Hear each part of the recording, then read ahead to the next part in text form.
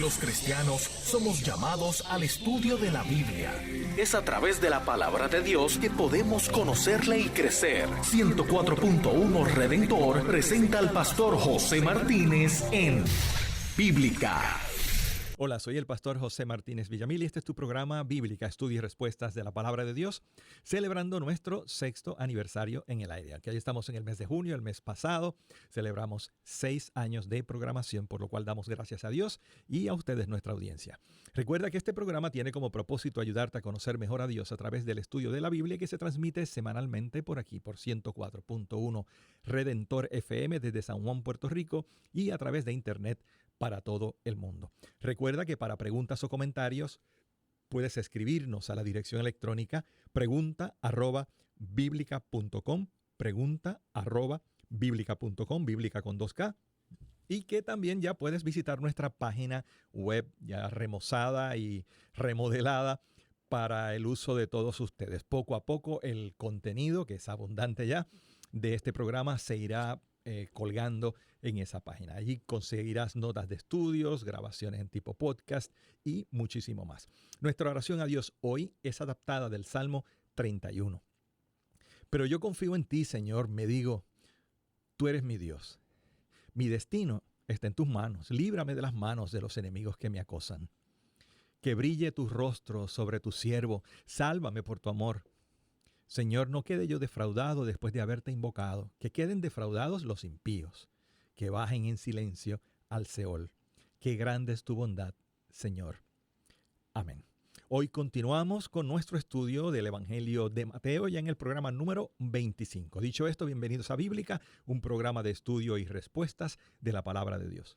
Estás en sintonía del programa Bíblica, estudio bíblico sistemático y enseñanza de cómo estudiar las Escrituras, con el análisis del doctor José Martínez. Bienvenidos de regreso a Bíblica, estudio y respuestas de la Palabra de Dios. Continuamos nuestro paseo de estudio con el Evangelio según San Mateo. Como dije, este es el estudio ya número 25 de este interesantísimo libro de la Biblia y por supuesto, hemos hablado de todos los temas introductorios de los primeros capítulos con respecto a Jesús, con respecto a Juan el Bautista y luego el Sermón del Monte, donde nos dedicamos a entender el mensaje de nuestro Maestro. En los capítulos siguientes ya comienza el ministerio de Jesús con milagros, la reacción de la gente, sanidades, gente que se quiere identificar con Jesús pero no lo hace, el poder de Jesús sobre la naturaleza, los demonios y finalmente el perdón de los pecados. En ese contexto del capítulo 9 ya estudiado, vimos también el llamado del Señor Jesús a Mateo, a Leví, la mujer que llega con un sangrado a donde el Señor y la hija de Jairo, a quien el Señor Jesús levanta con poder de los lazos, rompiendo los lazos de la muerte. Después de esto, 2 ciegos gritan a Jesús. Estamos ya en el capítulo 9, versos 27 al 31. Al irse Jesús de allí, 2 ciegos lo siguieron gritándole: «Ten compasión de nosotros, hijo de David». Cuando entró en la casa, se le acercaron los ciegos y él les preguntó: «¿Creen que puedo sanarlos?». «Sí, Señor», les respondieron. Entonces les tocó los ojos y les dijo: «Que se haga con ustedes conforme a su fe». Y recobraron la vista. Jesús les advirtió con firmeza: asegúrense de que nadie se entere de esto. Pero ellos salieron para divulgar por toda aquella región la noticia acerca de Jesús. Sin lugar a dudas, hay varias cosas que podemos aprender de estos 2 ciegos. Lo primero que siempre me ha llamado la atención desde mis primeros años de seguir a Jesucristo es la intensidad que estos hombres manifiestan en su búsqueda de Jesús para que atienda su necesidad. Su necesidad es una muy particular y específica.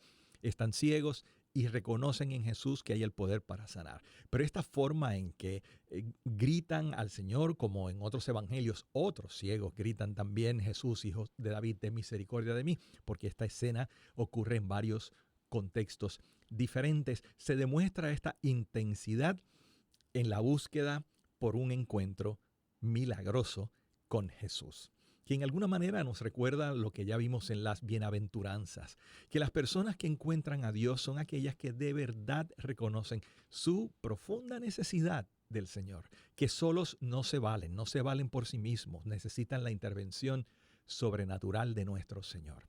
Y estos ciegos definitivamente encontraron lo que salieron a buscar. Curioso que Jesús les pregunta a ellos que si creen que pueden sanarles.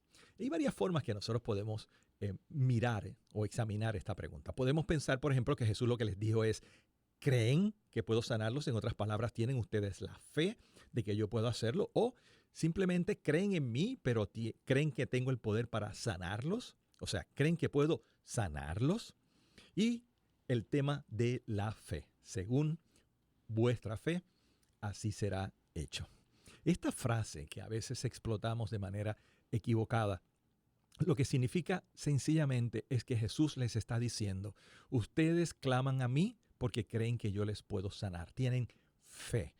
Por eso van a ser sanados. Y los sana con su poder en respuesta a esta fe. No está diciendo el Señor aquí, ustedes tienen una cantidad necesaria de fe para lograr un milagro.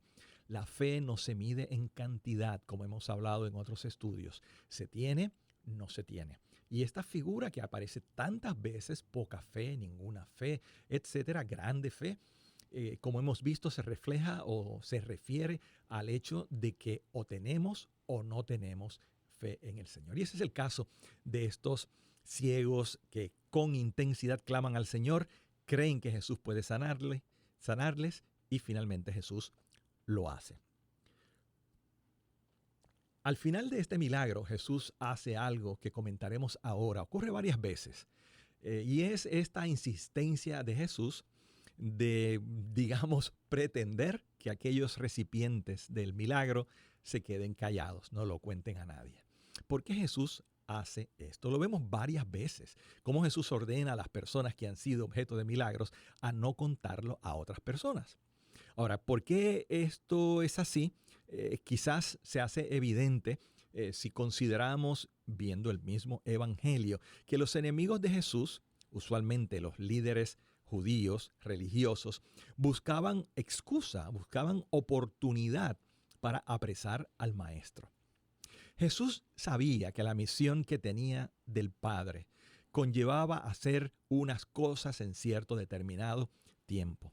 Jesús sabía que había un momento específico para el desenlace en la cruz.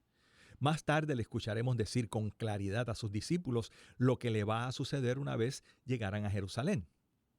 Una fama que se extendiera demasiado y antes de tiempo podía ser un agente que precipitara el que los líderes judíos tomaran la decisión de apresarle y matarle cuando no era aún el momento.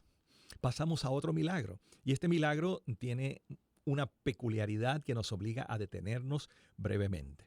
Es la sanidad de un mudo cuya mudez aparentemente se debe a la posesión demoníaca. Estamos hablando de Mateo capítulo 9, versos 32 al 34. Mientras ellos salían, le llevaron un mudo endemoniado. Así que Jesús expulsó al demonio y el que había estado mudo habló.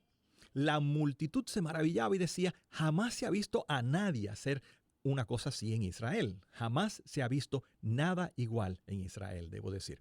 Pero los fariseos afirmaban: este expulsa a los demonios por medio del príncipe de los demonios.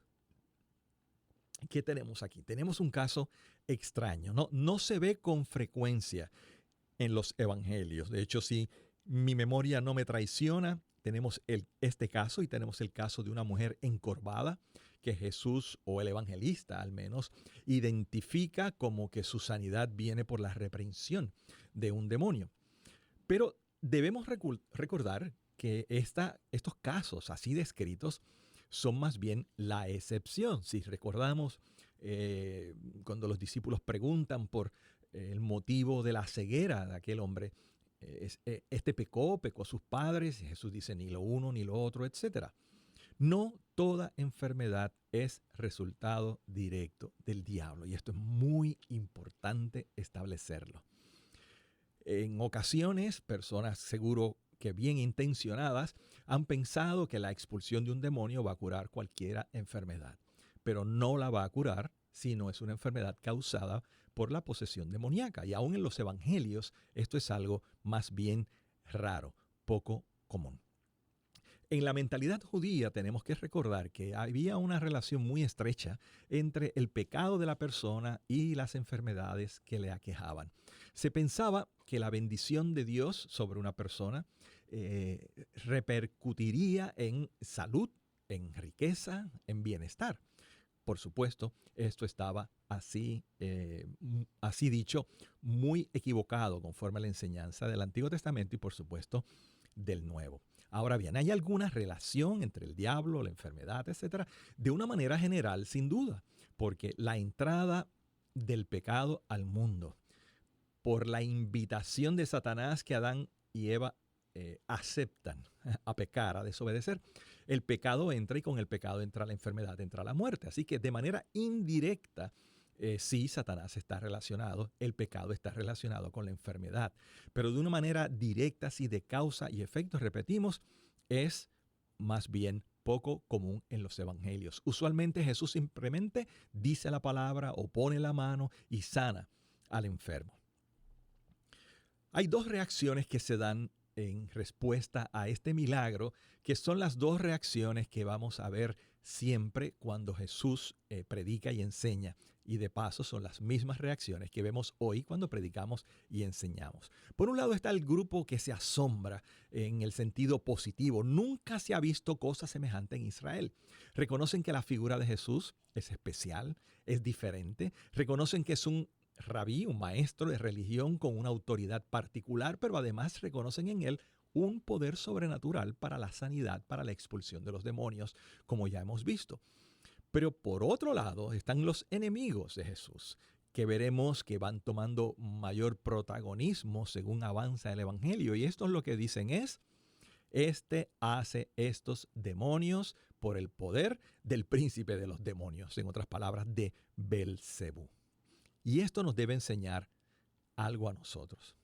En primer lugar, que los milagros no engendran una fe salvadora. En la inmensa mayoría de los casos de la historia de Israel, los milagros que Dios obró, particularmente aquellos durante el peregrinaje en el desierto, no generaron una fe duradera en el pueblo de Dios.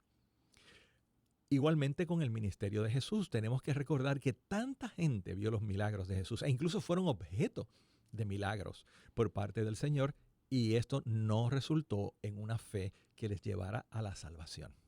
Así que eso es una gran lección que nosotros, que a veces pretendemos encontrar o ver milagros a cada momento, debemos recordar. La fe no se produce por los milagros.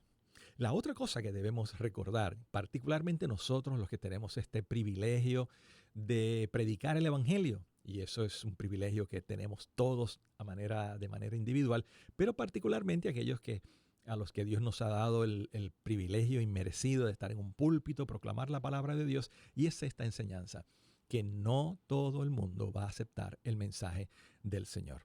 Hay una historia, no recuerdo muy bien si se trata de Dwight L. Moody o Spurgeon, creo que era más bien de Moody, que enseñando a discípulos suyos sobre evangelismo, los enviaba a cumplir con tareas evangelísticas en diferentes partes de la nación. Cuando ellos regresaban, eran dos preguntas las que le hacía Moody a su regreso, a modo de evaluación por su trabajo evangelístico. Les preguntaba cuánta gente se convirtió y ellos reportaban la cifra que creyeran. Y luego les pregunta cuánta gente se molestó. Y si, así dice la historia, el joven evangelista manifestaba que nadie se había molestado, Moody los reprobaba y le decía lo siguiente: tú no has predicado el evangelio porque es imposible predicar el evangelio y que nadie se ofenda. Y esto es una gran enseñanza para nosotros, porque por un lado debemos saber que no todo el mundo va a creer, pero por otro lado, si nadie se ofende con nuestro mensaje, y no es que querramos ser groseros u ofensivos con él, pero si el contenido del evangelio que llama al hombre al arrepentimiento no causa alguna reacción negativa en la gente, quizás no estamos predicando el evangelio como debiéramos. Ante esta situación de estos milagros, Jesús echa un vistazo a la multitud y reconoce que este pueblo es un pueblo en necesidad de pastor, un pueblo que anda errante. El ministerio de Jesús entre su pueblo nunca fue uno desapasionado o desinteresado. Jesús llevaba a cabo la tarea encomendada por el Padre y su propio corazón, o sea, el corazón de Jesús estaba plenamente en esta tarea. Por eso podemos leer en Mateo capítulo 9, versos 35 al 38 lo siguiente. Jesús recorría todos los pueblos y aldeas enseñando en las sinagogas, anunciando las buenas nuevas del reino y sanando toda enfermedad y toda dolencia. Al ver a las multitudes tuvo compasión de ellas porque estaban agobiadas y desamparadas como ovejas sin pastor. Verso 37 de Mateo 9, la cosecha es abundante, pero son pocos los obreros. Les dijo a sus discípulos, pídanle por tanto al Señor de la cosecha que envíe obreros a su campo. Te recuerdo que estás escuchando Bíblica con el pastor José Martínez y que este programa se transmite semanalmente por aquí por Redentor a las 9:10 de la mañana, todos los lunes. Cuando nosotros leemos de estas palabras de Jesús, lo primero que salta a la vista es esta forma tan sucinta, tan breve de resumir su ministerio. Jesús enseñaba, predicaba y sanaba. Pero lo que sin lugar a dudas salta a la vista es este sentimiento profundo del Señor, esta pasión de Jesús por lo que estaba haciendo, o más bien compasión por la gente que observaba. El evangelista dice que veía a las multitudes como ovejas desamparadas y dispersas, o más bien como gente desamparada y dispersa, como ovejas que no tienen pastor. Y esta imagen de las ovejas sin pastor se puede observar en algunos lugares del Antiguo Testamento. Y es muy interesante el paralelismo que existe entre la situación que Jesús está observando y aquella que se dio en tiempos antiguos. Por ejemplo, el profeta Micaías, hablando a Acab, el profeta, o más bien el rey de Israel, y a Josafat, el reino de Judá, dice lo siguiente, siendo presionado para que dé una profecía. Dice, vi a todo Israel esparcido por las colinas como ovejas sin pastor. Y el Señor dijo, esta gente no tiene amo, que cada cual se vaya a su casa en paz. Y en otro contexto, no muy diferente, Zacarías, en el capítulo 10 y verso 2, escribe así, los ídolos hablan con engaño, los adivinos tienen sueños falsos. Hablan de visiones engañosas y consuelan con fantasías. Y el pueblo vaga como rebaño agobiado porque carece de pastor. La frase de Jesús, la compasión de Jesús, el ver a la gente desamparada, dispersa y como ovejas que no tienen pastor, resalta la realidad espiritual principalmente de que este pueblo estaba perdido. Necesitaban el gran pastor. Esta imagen, repetimos, de Israel como un rebaño y de Dios como su pastor, se repite varias veces en el Antiguo Testamento.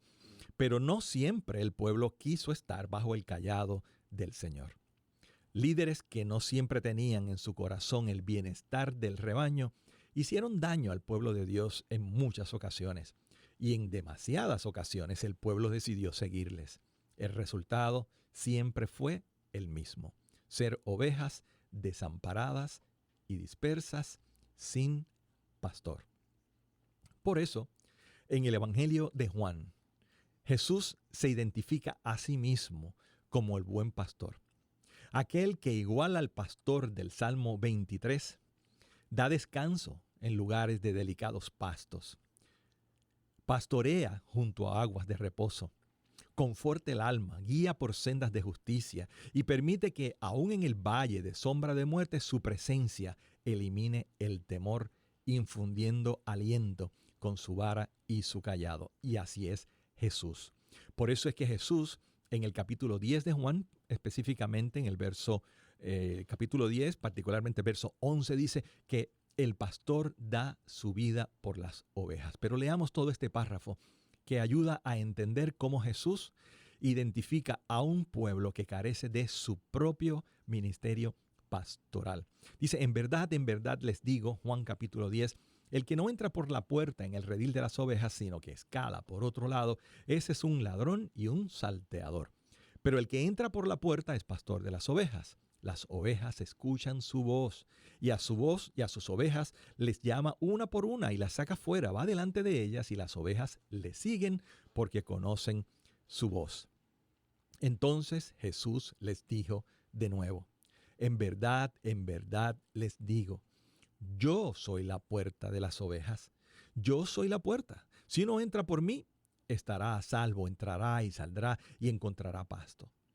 El ladrón no viene más que a robar, a matar y destruir. Yo he venido para que tengan vida y la tengan en abundancia. Yo soy, dijo Jesús, el buen pastor. El buen pastor da su vida por las ovejas. Y en el verso 14 de ese capítulo 10 de Juan dice, yo soy el buen pastor y conozco mis ovejas y las mías me conocen a mí.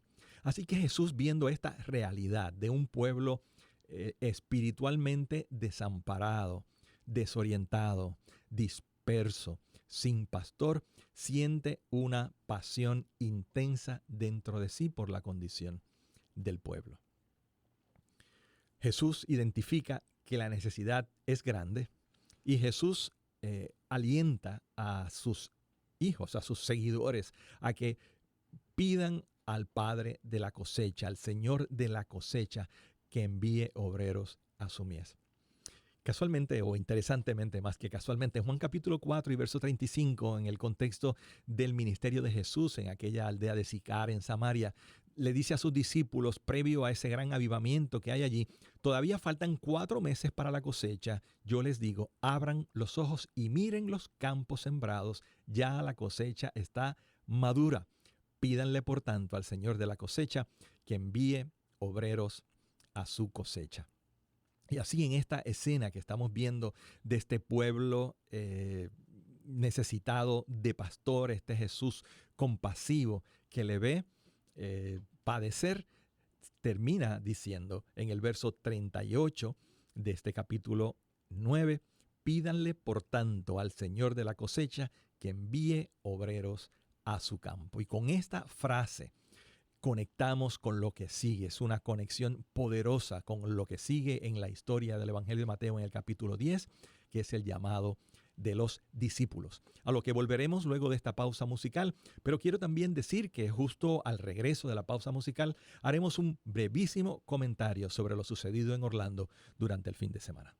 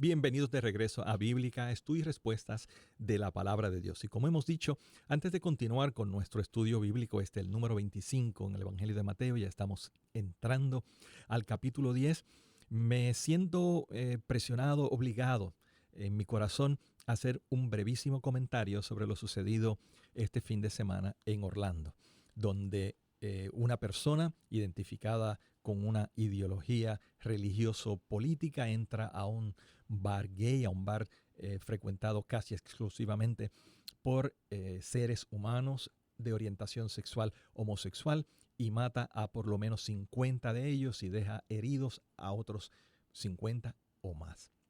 No debería haber otra reacción entre nosotros los cristianos que asombro, indignación y compasión.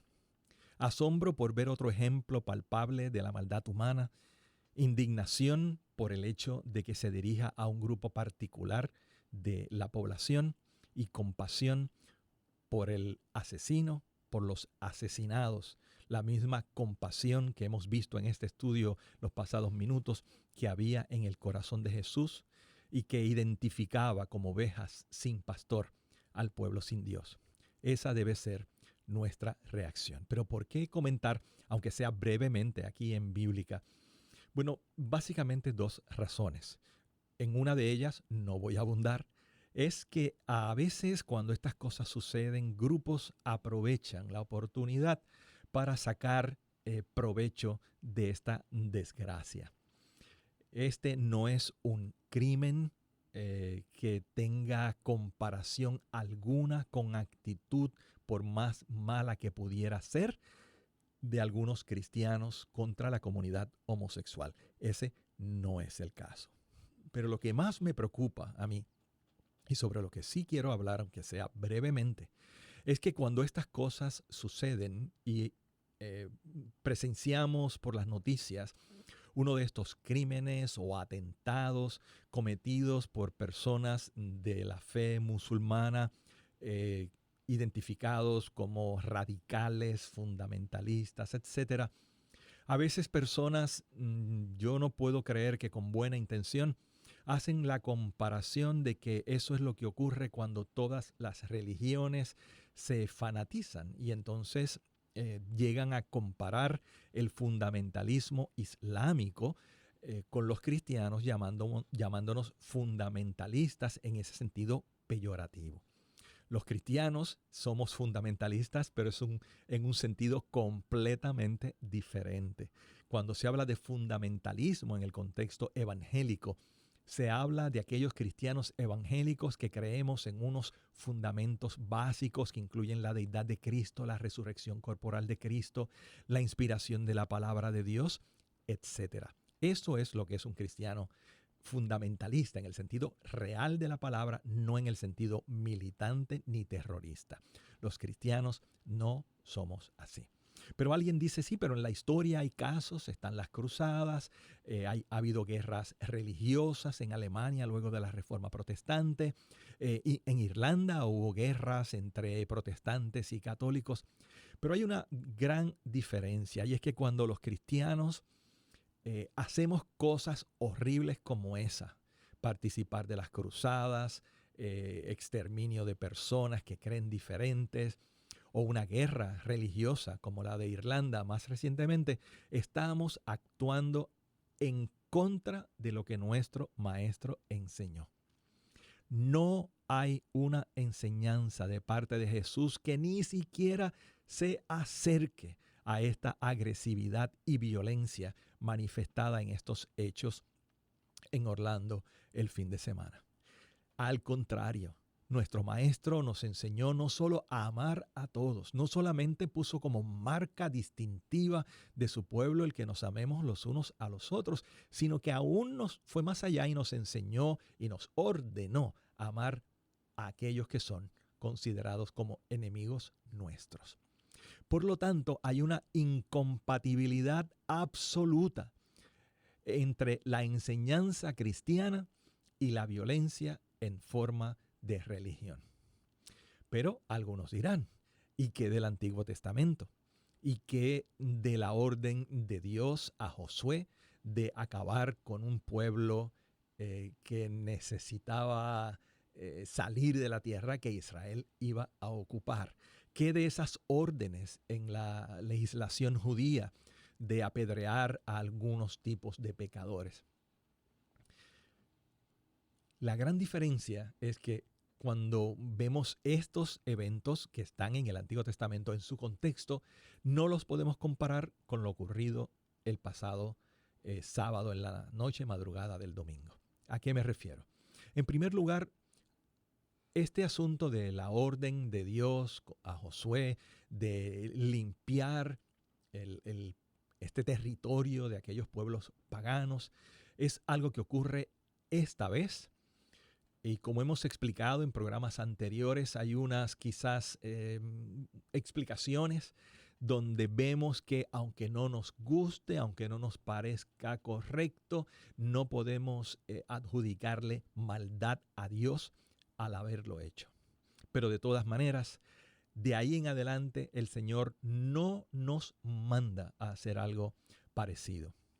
La otra cosa que debemos recordar con esos castigos durísimos que la ley proveía para algún tipo de pecado, debemos recordar que esas leyes eran para ser aplicadas dentro del pueblo de Dios. No era para aplicarla a aquellos paganos que no creían como ellos. Eran solo para las personas que habían aceptado el pacto con Jehová Dios, tal y como se plantea en Moisés, en Sinaí, y que por lo tanto estaban obligados a guardar la ley. Dicho esto, tenemos que recordar que esas sentencias duras de las que la gente comenta sin saber, muy pocas veces se llevaban a la práctica. No era algo que ocurría todas las veces. Y ahora voy a decir lo más difícil de todo, sin ánimo de ofender a nuestros amigos musulmanes. Reconocemos que la inmensa mayoría del pueblo musulmán no es violento. Reconocemos también que buena parte, como ya se ha visto, de la comunidad musulmana en los Estados Unidos y aún mundialmente, con horror han visto lo que ha pasado y han expresado su dolor por lo que ha ocurrido.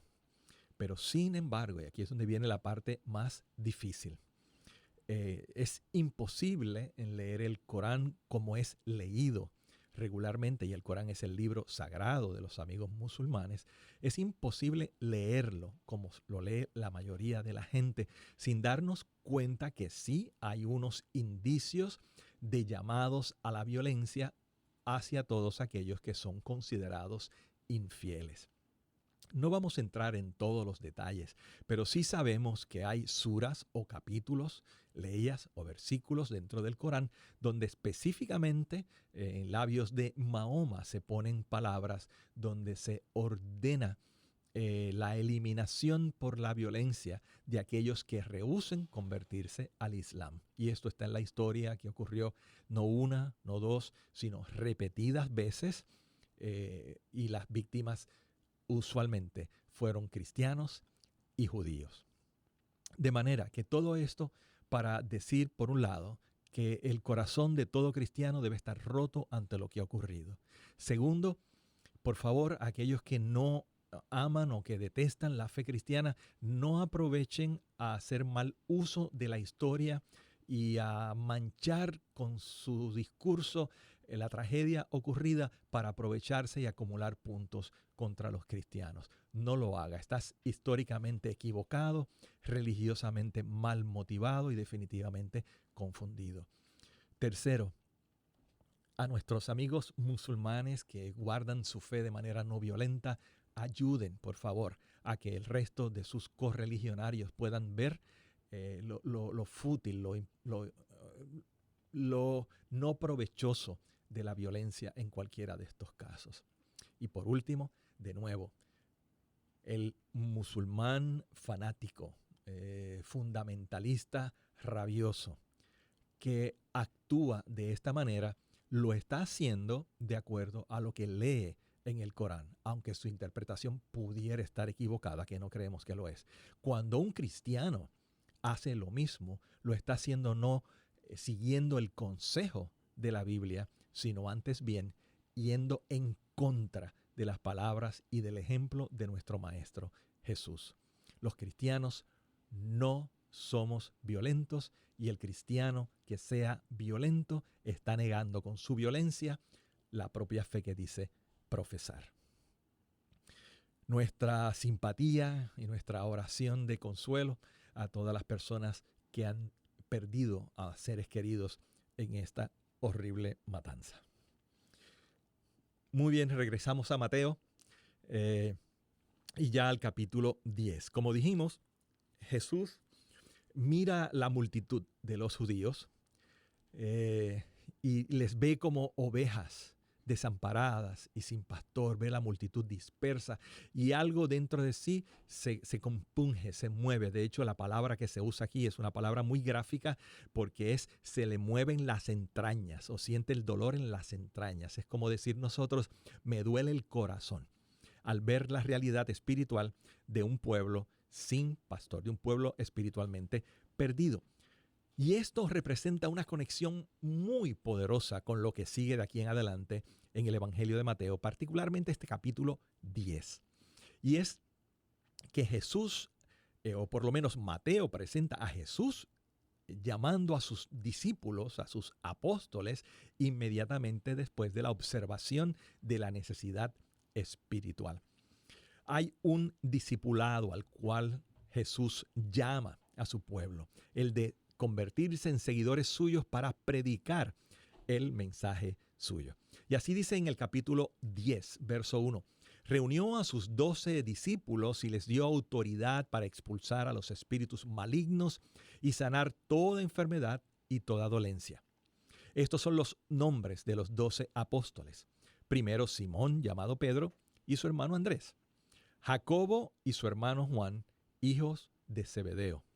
Felipe y Bartolomé, Tomás y Mateo, el recaudador de impuestos, Jacobo, hijo de Alfeo, y Tadeo, Simón el celote y Judas Iscariote, el que lo traicionó.